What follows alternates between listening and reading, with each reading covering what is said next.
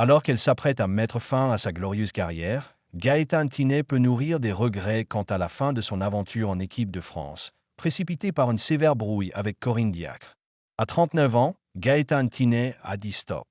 Après un quart de siècle au plus haut niveau, l'attaquant du Paris FC a fait annoncer sa retraite à la fin de la saison, espérant bien connaître une fin en apothéose alors que le club parisien, troisième du championnat, disputera les playoffs mais également la finale de la Coupe de France face au PSG.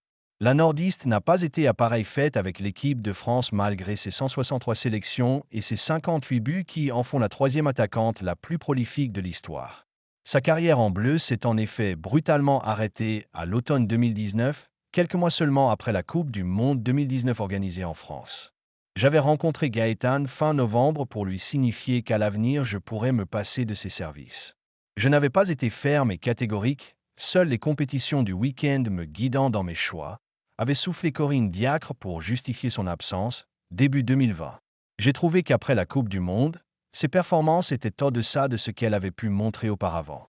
Lesmos ders de Gaëtane Thinet. Mais il était difficile de ne pas voir dans cette absence une réponse aux propos tenus par Gaëtane Thinet dans la presse. Quand on rate beaucoup de grands rendez-vous, il faut se remettre en question. Avait-elle lancé, précisant « Je n'ai pas de combat, je ne combats pas Corinne Diacre ». J'ai envie de dire qu'il faut améliorer les choses. À la Coupe du Monde, très peu de joueuses se sont exprimées en termes de potentiel.